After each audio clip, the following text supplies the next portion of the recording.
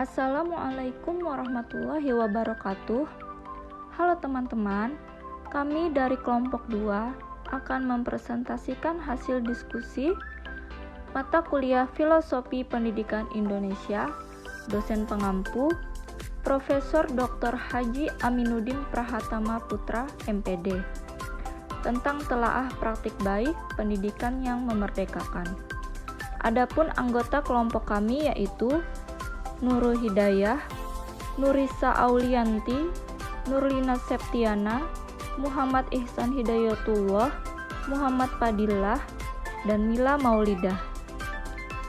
Menurut Ki Hajar Dewantara, pendidikan adalah upaya konkret untuk memerdekakan manusia secara utuh dan penuh.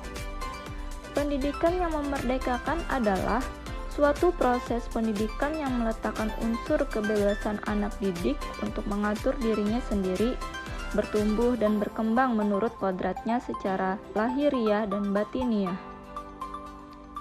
Di dalam proses pendidikan, tugas guru menuntun peserta didik di dalam mengembangkan potensi-potensi yang ada, yang dilandasi dari kebebasan di dalam mengeksplorasi potensi-potensi tersebut. Bebas dari berbagai tekanan, baik dari tekanan dari dalam diri tersebut peserta didik, individu maupun dari luar. Apa praktik baik yang dilakukan oleh sekolah mitra yang diobservasi mengenai pendidikan yang berpihak dan memerdekakan peserta didik? Anak terlibat aktif dalam proses belajar di sekolah.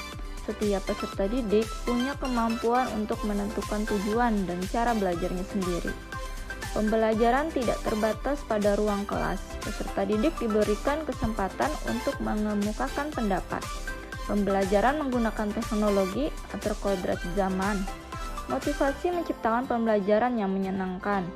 Lingkungan yang membuat anak merasa nyaman dan aman dalam mengembangkan dirinya. Ekstrakurikuler pramuka sebagai sarana mengasah berbagai keterampilan. Bagaimana mewujudkan pendidikan yang berpihak dan memerdekakan peserta didik dalam implementasi kurikulum merdeka? Sebagai guru, kita harus mampu untuk membuka cakrawala pemikiran anak didik kita, menggali potensi-potensi yang ada padanya, membuat mereka terbuka dengan hal-hal baru dan juga berwawasan global, tanpa melupakan nilai-nilai kearifan budaya lokal atau Nusantara.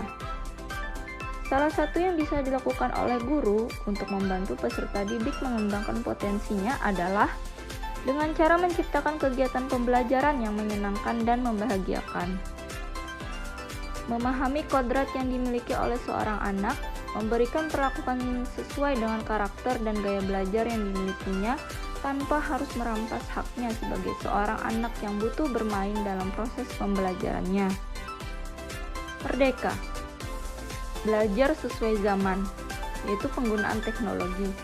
Belajar sesuai kodrat, yaitu pembelajaran berdiferensiasi. Strategi pembelajaran. Yang pertama, mengenal gaya belajar dan minat peserta didik. Kedua, membentuk peserta didik yang berkarakter Pancasila.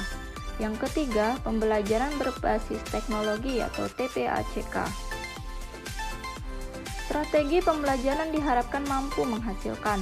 Yang pertama, profil pelajar Pancasila yaitu gotong royong, inovatif, bernalar kritis, kreatif, mandiri.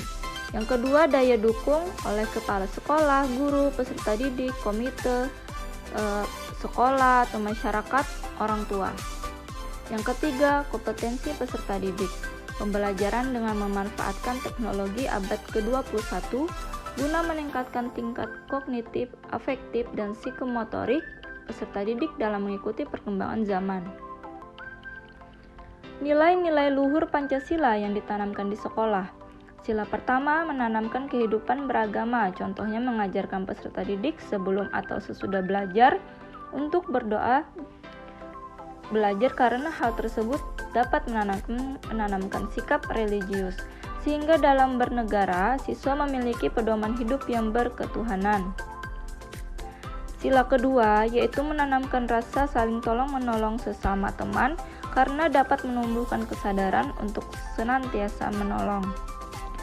Sila ketiga, menanamkan sikap tidak membeda-bedakan teman karena bangsa Indonesia memiliki keragaman suku, budaya, dan ras yang berbeda-beda. Sehingga kesadaran itu harus ditanamkan kepada peserta didik, sehingga menyatukan dalam satu wadah. Sila keempat, menanamkan sikap menghargai dan mendengarkan pendapat orang lain, karena dapat mewujudkan kesadaran peserta didik untuk selalu mengutamakan gotong royong dan musyawarah dalam mengambil keputusan, sehingga keragaman dapat dipertahankan dalam kesatuan. Sila kelima, menanamkan sikap adil serta berperilaku sosial yang baik di lingkungan, karena dapat mewujudkan suatu masyarakat yang adil dan beradab. Terima kasih.